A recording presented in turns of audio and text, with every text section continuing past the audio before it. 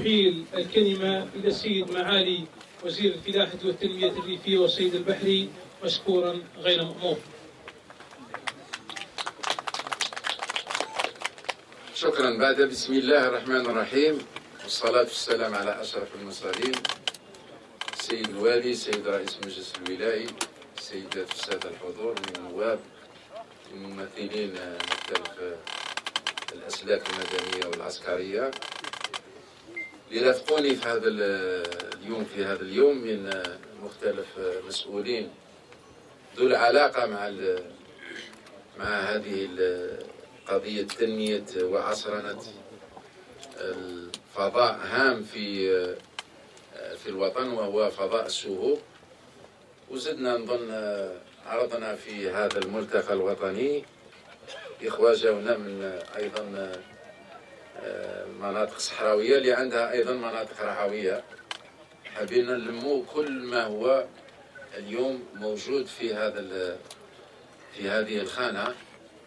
واليوم في الحقيقة ماهوش ملتقى يعني وين راح نطرحوا الإشكالات ونتفاعلوا معه. في الحقيقة كنا حابين نبلغوكم اليوم النتائج لأن كان فيه لقاء دلدول في سبتمبر اللي ندار، ونظن هذا اللقاء كنا فيه خدينا وقت كبير للنقاش مع مختلف ممثلي الولايات، خاصة حول هذا المسار الطويل لتنمية هذا الفضاء، خاصة منذ مجيء فخامة رئيس الجمهورية اللي بذل الكثير من الجهود في القطاع الفلاحة ولدعم هذا القطاع بعدة جوانبه. ونظن الأرقام اللي أعطاهم المحافظ السامي للسهوب هي أرقام بدون تعليق، لأن الكثير من هذه المنشآت اليوم الموجودة حتى ولو البعض ما يحس منها لأنها ما يعرفهاش ولا ما يشوفهاش ولا ما يستعملهاش بصفة مباشرة، اليوم أكثر من 8000 بين فراج وجب ومختلف منشآت اللي جات دعم شبكة المنشآت اللي تعطي نظن إمكانيات اللي في بعض الأحيان المياه للمواشي وفي بعض الأحيان حتى للسقي. أكثر من 2.8 هكتار من المحميات اللي ما يعرفوش السهوب. قبل 2000 كنا في 0 ولا نظن مناطق قليلة. المحميات بدأت في 2000 وبدأت عندما قدرنا مع الموالين ومع الإخوة تاع الولايات تفاهمنا على المناطق وتفاهمنا على المنطق وتفاهمنا على الطريق.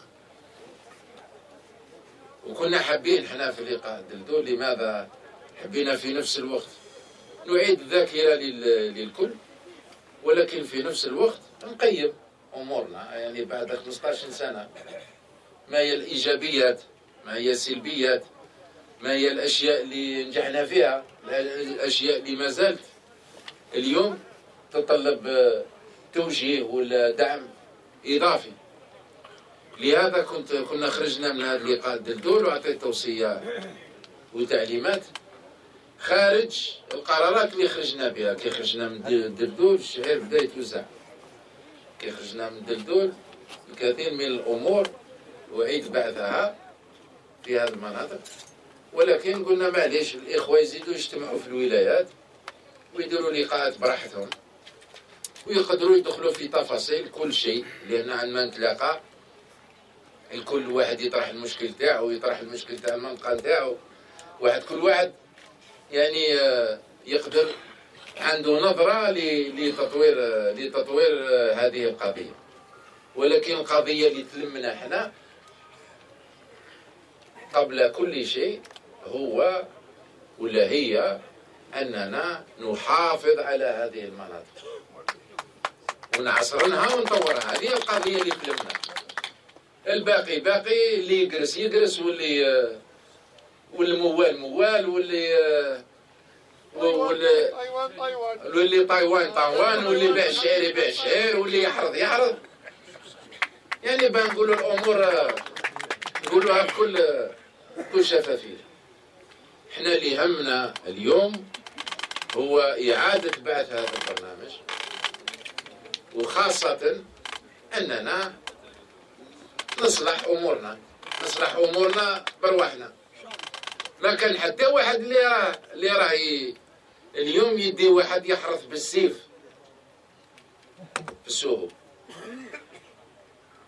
والكثير من اللي يحرثوا ثاني معانا.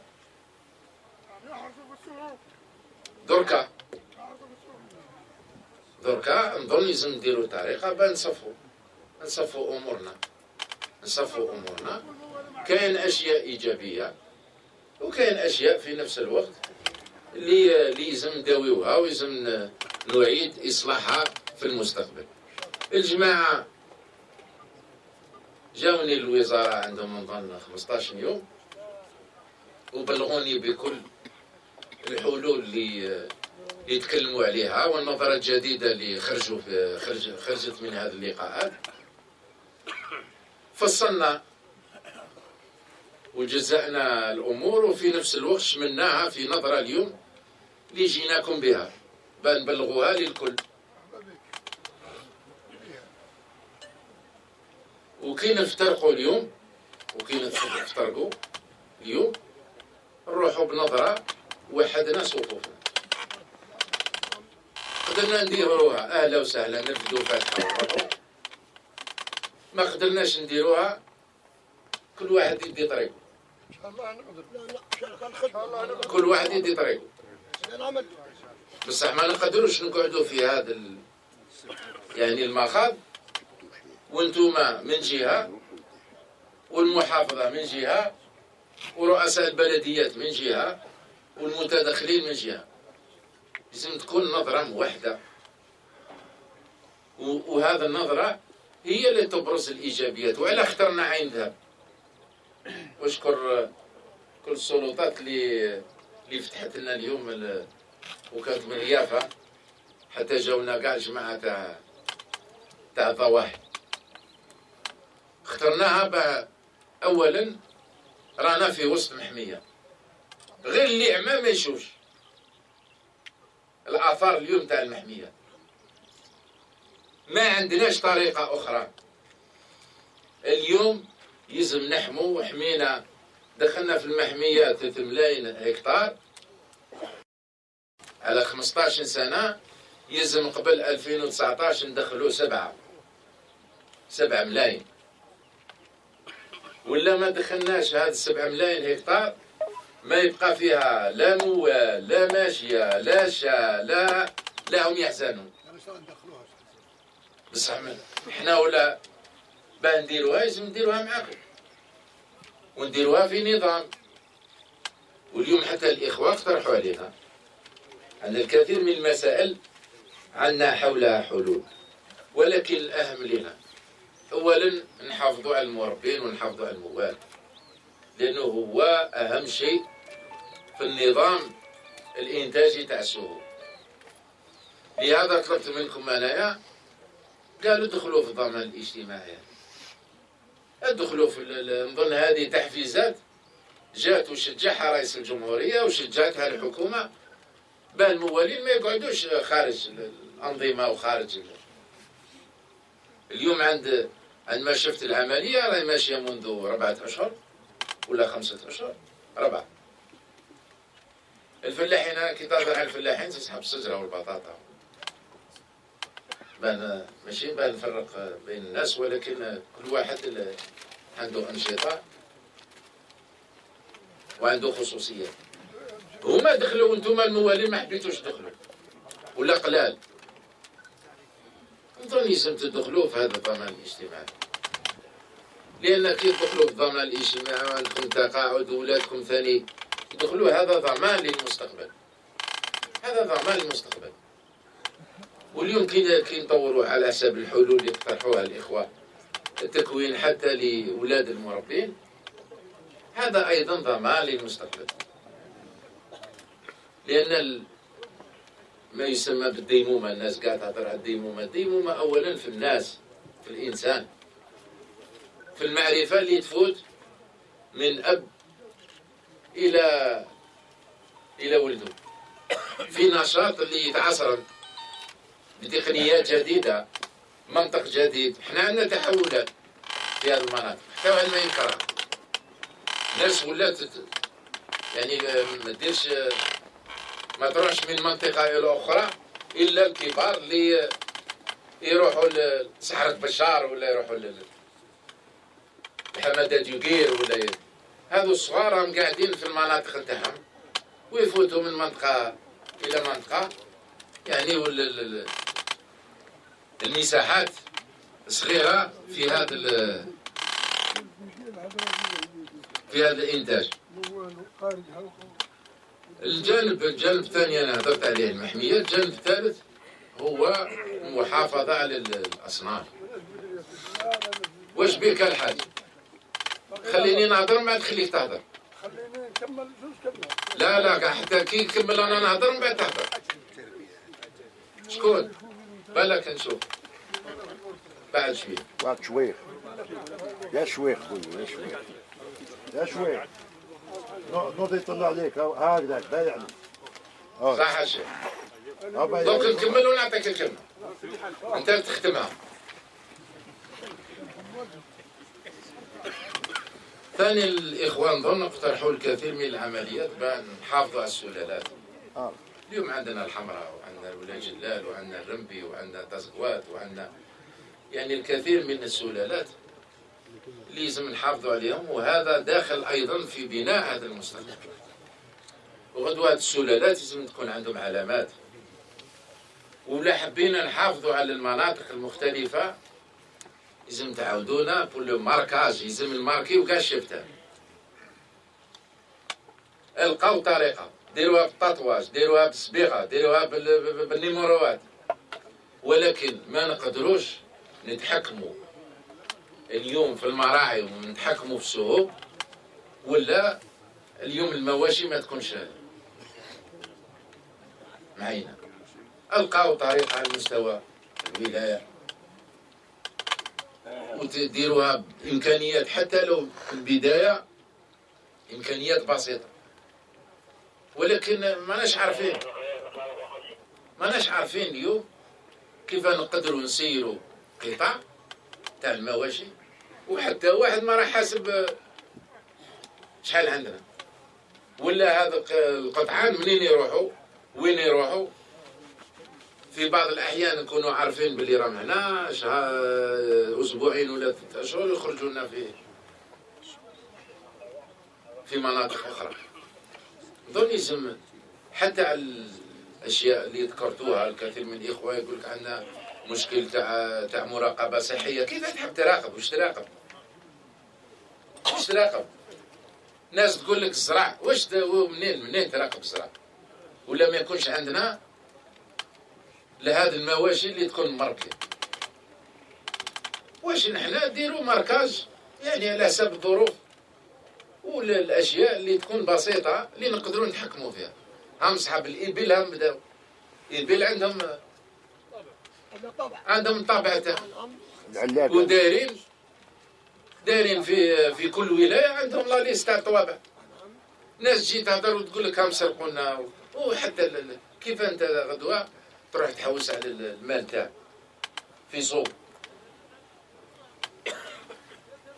ولا داير الصبيغه هو داير السيزو داير المقص غير يبيع يقص. لازم يكون عندنا يعني طرق، وهذه ماهيش قضيه دوله، هذه قضيتكم انتوما. يا حابين تقعدوا كيما راكم، يا حابين ايضا تساهموا معنا باه نعصرنوا هذا ونحافظوا على الفضاءات هذه. السلالات اليوم رانا نخلطوا في كلش، نخلطوا في وعندنا ولا جلال وعندنا تاج مايت وعندنا الكثير من السلالات اللي نقدروا غدوه نعطوا لهم علامات حتى على مستوى التسويق. وجيت راه هنا نتكلم على التسويق ايضا شيء هام لأنه الناس راهي تهدر على التكلفة، والناس تهدر على الصعوبات، والناس تهدر على الكثير من الأشياء.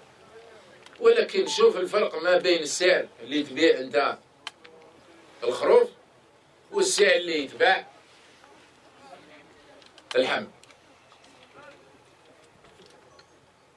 واليوم قضية التسويق قضية هامة، والتعاونيات تقدر تلعب دور في كل مجالات.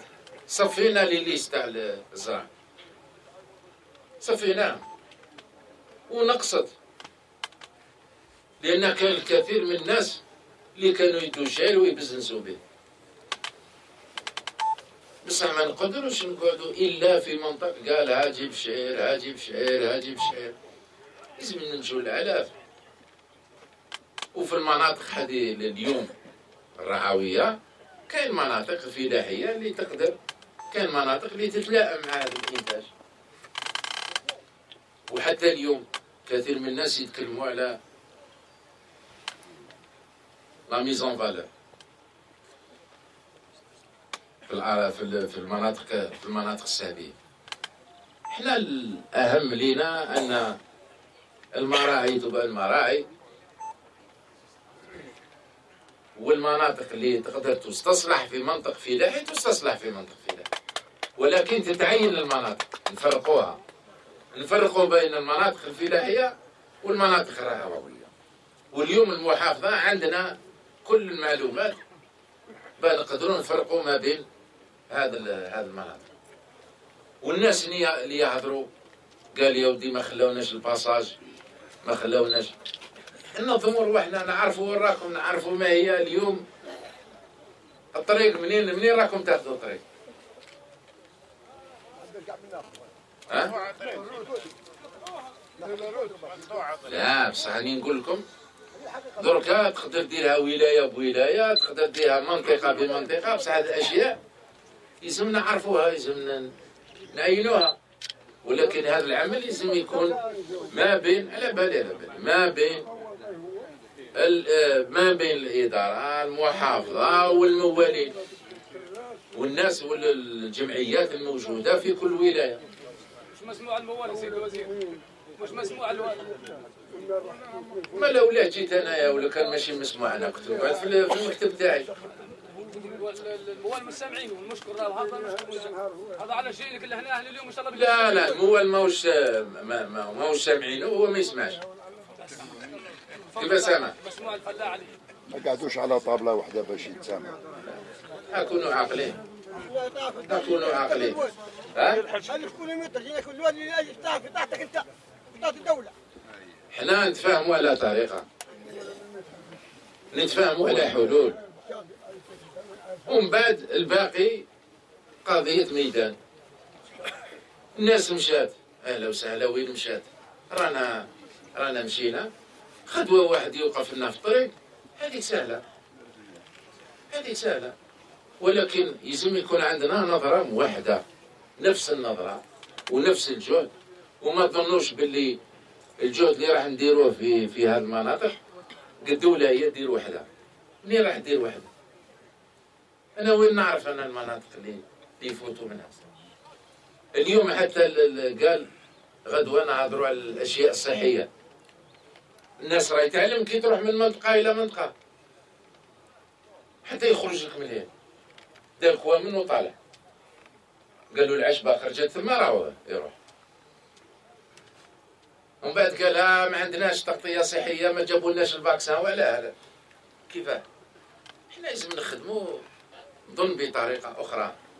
لازم نكونوا عارفين شهر ولا شهر ونص قبل الناس كيف تخدم، كيف راح تتنقل من منطقه الى منطقه. انا غدوه الناس اللي طلعوا لساحه بشار، كاين بزاف الناس طلعوا من صح.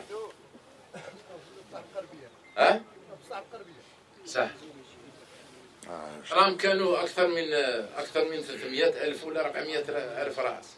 9 مليون 9 مليون دو تات. وي هاي هذه صحافه سمعها شويه.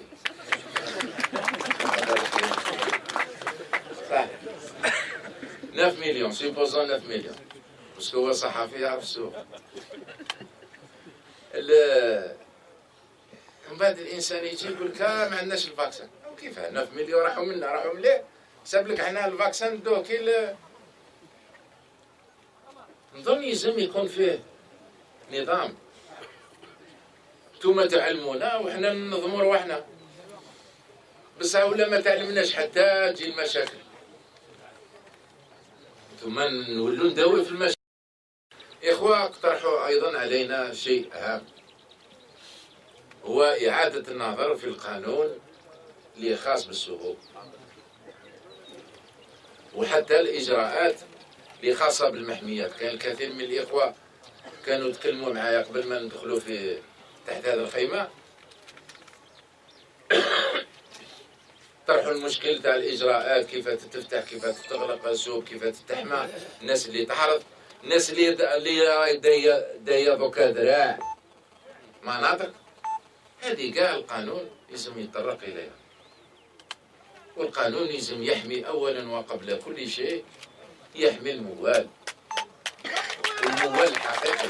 هذا هو لهذا نظن أنا طلبت من المحافظة السامية في الأسبوع الجاي يتنظم أول لقاء في الجلفة في المحافظة، لأن عندنا مشروع يوم لقانون جديد واجد،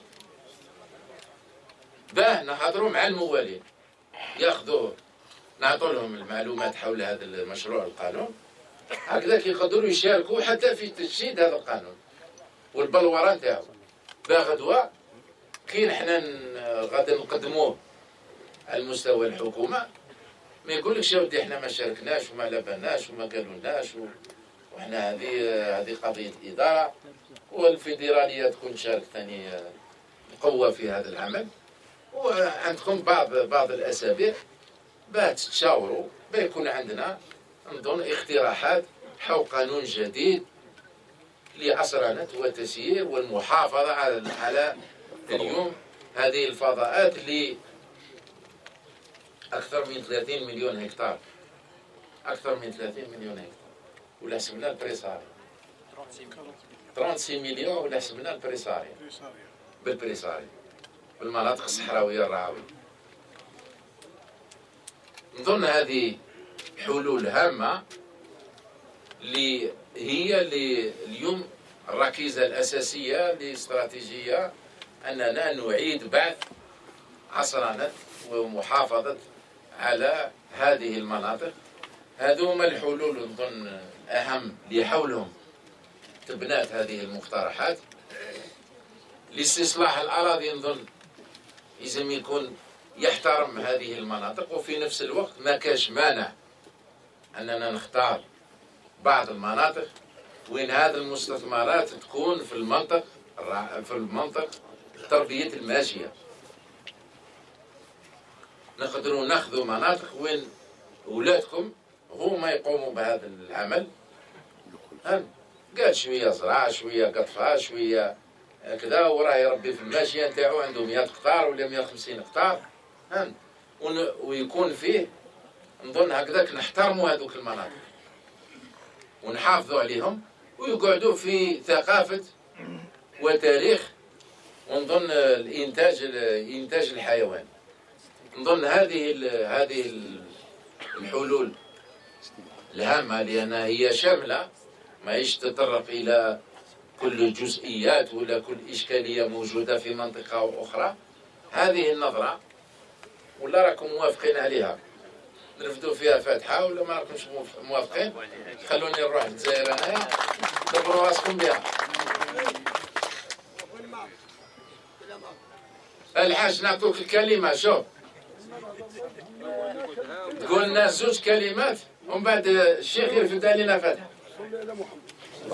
أول 2 كلمات. أول إيه الأول قول لي الشيخ منين جيت؟ منين يلبس الدومين والماء الحبوس في الرمل يتصايح ويقول حي شر يلبس اليوم الناموس إلها وهربت. الثانية بلاد العليبات هذه في تراب عين ذب، العجاج راه كلانا عرق نتاع رمله، عرش راه مطوي، الخيام راه طايحه بالرمل، واللي كذبت دير نجنه معايا. هذه واحده. الثانيه المديره، هذا يبني هنا وذا يبني ويقول لك روح لبلادك. رانا في شقاق، احنا اللي انا 10 خيام من البيض اصلنا، وراني عاشر في 54 فات عليا ثوران، واليوم راني براوي. انا نقول لك رانا في بلاد عنصريه، والمن تشكي ربي ولا العبد. هذا وين شفنا الحق صح الشيخ. اليوم. اشكيت لي اليوم نمشي. شوف قول جماعة عين الذهب، وهذه كلمة أو عندي المفتش بالراحه انا ما صح. يسمعني الحاج اسمعني. الأسبوع الجاي يجوا جماعة الغابات مع السورو اسمح لي ثاني والوزارة اسمح لي مع يرحم والدي مع المشاركة تاع السيد الوالي. حي ما شوف خلاص دراهم يوم 70 يوم يوم 70 يوم اللي ما دخلناش معنا راه ما يخوض، ودراهمنا ما عرفناش كي مشينا للبلديه تاع شحيمه. على بالي باللي قضية تاع روحوا الوالي يسلككم. اسمع لي، هذا راه من التكليف، وحنا لا بربي لا بعدنا، والعباد ذول نطلبوكم بربي ديرهم دومي، لقنا لا غزا شوي ديرهم دومي. اجا زعما هذه نطلبوا منكم يا وليدي يا رب. شوف الحاج، أنا الحاج اسمعني. أنا كاين قضايا ما نقدرش نطرق لهم. أنا القضايا اللي أولا وقبل كل شيء مسؤول عليهم هي قضايا السهوب، ولا قضايا الفلاحة، ولا قضايا التنمية الريفية. صح. لا على دومين تاع الربق هذا راه داير لي دايره 5 كيلو داير بها، والملحوس وهو راه مخلي كاع فيه 5 ديار باينين ولا 10 داروا به، وقال لهم انتم قودوا به حاشا جنب. انا نبغى كان عندي مقهى انت لي على روحي انت لي على صاحبي. انا نقول لك والله وتشوف المال هذا الثوره اللي اسمع هذا صلي على النبي. الوصله اللي انا حاطين عليها. صلي على النبي. صلى الله عليه وسلم صلى الله عليه وسلم. جات شمسيه ما سوينا، ولادنا خرجوهم من التجارات من النباله. واش راك باغي؟ انا بروي انا باغي نكذب عليك ولا نهضر الجمهور اللي باغي يجزع مني قدوه يعرضني. الميل ما تشوفهاش على عام ما يستقبلكش اللحم. الميل والله ما يستقبل، يقول لك كل يوم الرول. ايوا احنا من شهاده. لا شوف انتم شوف يعني كونوا عاقلين. مانيش طالب لا شهاده نشهد بالخير. أسئلة كونوا عاقلين. هذا وكلام كبير واحترامي كبير للكل. انتم ضيفتونا هنا وجيناكم من كل الولايات، وكل واحد وكان تفتح هنا النقاش يحكي لك على همه. احنا ماذا بينا؟ شوف السنة هكذا خليني نكمل. تفضل. طرحتوا علينا مشاكل تاع عين ذات ما كاش مشكل، جيناكم هنا ورانا سامعين وراكم فوق راسنا. قلت لكم كل مشاكل اللي مطروحه في القطاع كاين لجنه راح تجي الاسبوع الجاي وتطرقوا لها بالتفاصيل. الوزير ماهيش مشكل اللي عندي، نشهد في سبيل الله انا مجاهد وفرحان النهار اليوم، الله يبارك في هذه الملاقاه. انا بصفتي جزائري ومجاهد وقلبي حار، مستعرف بحاجه نقولها، عندي شجاعه. اسمح لي اعطيه هذا الوزير الله يوصلك اللي قرب الوزير اعطيهم. شوف سيدي الوزير، بلاد هذه اللي راك شرفتها وحضرت راهي تنشط ان شاء الله، ربي يكمل منكم. هاد البلاد كي تجي داخل لنا من الجزائر يا سيدي الوزير، جيت من الجزائر جيت نشوف طل يمكن الله يبارك الشعب تاع هذه الناحيه منور. هنا الشهداء اللي ماتوا الله يرحمهم برحمه الله تعالى، هاد الشهداء هذويا اليوم يفرحوا لهذا النهار لان عندهم جدودهم عندهم اباهم. ثم احنا اللي نعمنا شكون؟ هاد الشعب اللي هو اليوم خلى اعطى كل الاعطائيات في وقت الثوره. اليوم راني فرحان باللي الدوله راهي مهتمه.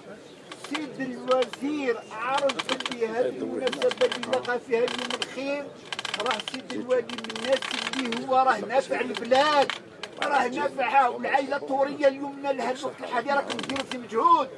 احنا نقولوا حاجه رسميه، كاين الوالي راه يدير في واحد الاعمال جباره اللي عمرنا ما شفناها، راه يقابل في المجاهدين راه يقابل في الشعب، راه يجي في الوطنيين ويقول لهم باب مفتوح. دياسة كيف ان شاء الله الدياسة هذا يكون قريب ليك لانه عنده عينين واضحه وشايف البلاد وشايف الخير. ماذا بينا هذا الصطاف اللي راه كاين اليوم ما يتبدلش، لماذا ما يتبدلش؟ راه يدير في الخير، راه يدير في الخير والناس الله يبارك ما شاء الله ما عندي حتى طلب. يعطيك الصحة بارك الله فيك. على كل حال أنا نظن كما قلت لكم فيما يخص المشاكل المطروحة هنا سأكلف اللجنة بالدخول في التفاصيل، لأن كل ملف عنده تاريخ وعنده الصعوبة تاعو. الواحد ما يقدرش يفصل كي نكونوا جماعة وما نعرفوش، يعني ما يكونش عندنا كل المعلومات حول. احنا الأهم لنا أننا نلقى خلاص ذلك المنهج. هذاك ملف، هات ملف يا أخوان، هات ملف. بارك الله فيك. احنا كما قلت لكم جيناكم اليوم، وخاصة الجماعة اللي جمعناها من كل الولايات، لأن كنت خذيت عهد بان نبلغوكم الحلول، بان نبلغوا لكم يعني النظرة الجديدة اللي خرجنا بها، وانتم اللي كنتوا يعني في الاجتماعات على المستوى المحلي، انتم اللي كنتوا برصتوا هذه المشاكل وبرصتوا هذه الحلول. احنا برك يعني اعطيناهم صبغه، وتلاقينا اليوم في عين ذهب في 17 ابريل 2016 وصبحت وطنيه، وان شاء الله نكونوا في مسؤوليه الكل على كل مستوى بان نقدروا ننفذوا هذه الحلول اللي هضرنا عليها. في كلمه الرجال وعهد الرجال، ولا راكم موافقين نديروها. الحاج يفوت علينا فاتحه وخلينا نروح.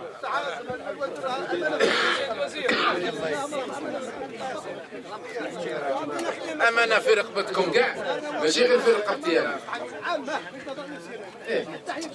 سيد الوزير لازم نكون تاع الحران جاينا 3000 كيلومتر، جاي من 3000 كيلومتر من الحدود التونسي. صلوا على النبي. تفضل. صلوا على النبي. اعطينا الميكروفون. محمد مولا روح، مولا روح. ونقول لك مرحبا بك، ونقول لك الله يكثر خيرك ويكثر خير الجزائر ويكثر خير الشعب اللي راح يضيفنا كل مرة في قرية وفي بلاد وفي ولاية. احنا الرحالين نقول لك يكثر خيركم ويكثر خير الدولة ويكثر خير المحميات اللي نحونا بعض القبل ولو هي بيونت. كثر خيركم. ثانيا اللي تعود اللي جينا على جالها انا درت في هذه الاجتماعات في 5 جاي باه نسمع كما قلت لنا قبيل كلام نتاع النتيجه درستها جمعوا النعامه وصعيده والجلفه والجزائر عندك ولا سيدي دارت فرصه. سيد الوزير وعدنا بعد 15 شهور راك عشيت لقاء وطني وكثر خير الجماعه اللي جاوا. خاصه اللقاء الوطني ذا اولا لازمنا نسنوه نديروه كل عام، هذا يعود كل عام باه كل الناس تتفكر بعضها، اللي جاي من واتسو واللي جاي من نعامه واللي جاي من بشار سيتان بلوس. كنا نتلاقوا واحد وواحد يقمرك ها طريقها مقطوعه ما تاكلش منها كاينه عواجي. واليوم الله يبارك عندنا نمشوا في الطريق والله نكرم. انا جيتك باسم الموالاه الرحل اللي يديروا لا ترانزيمونس جو كومبرون تري بيان واش هي لا ترانزيمونس، هي راح الشتاء والصيف. واليوم عندنا نخدموا فيها كنا نديروها دود شامبو، واليوم كثر خير السوق كنا نديروها دود ثانيه. لكن اللي باساج عارفهم، لي بوان دو عارفهم، لي ليو دو بوز عارفهم، والعارف اللي الطريق مسكر. وراك جملتنا اليوم لازمنا نخرجوا بفكره هي هذه تتكرر. وهذا اللقاء اللي تديروا في لاسيديس ان شاء الله يعود في هذا. والمول اللي نروح ناخذ لك هديه نعطيها لك قدام الناس. الحاج لطرش خليه الوزير يعطينا بعض الحلول سيدي والقرارات المتخذه. معليش دي خدمتها انت راك خدمتها. اسمع انت ما تبدا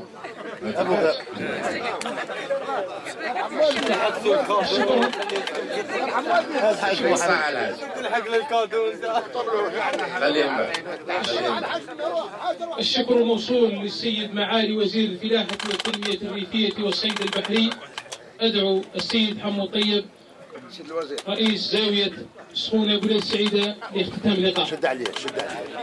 تفضل. السميع عليه الصلاة والسلام على سيدنا المرسلين سيدنا محمد وعلى آله وصحبه أجمعين ورضي الله تعالى عن التابعين والتابعين.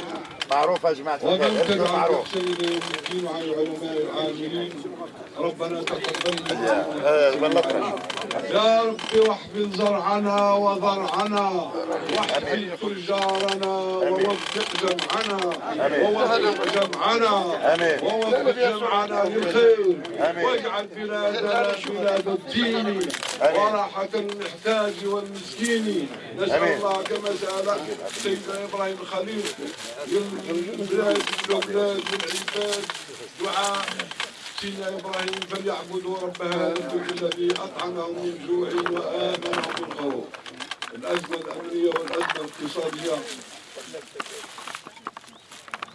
والوحدة قوة وتفرقة الله.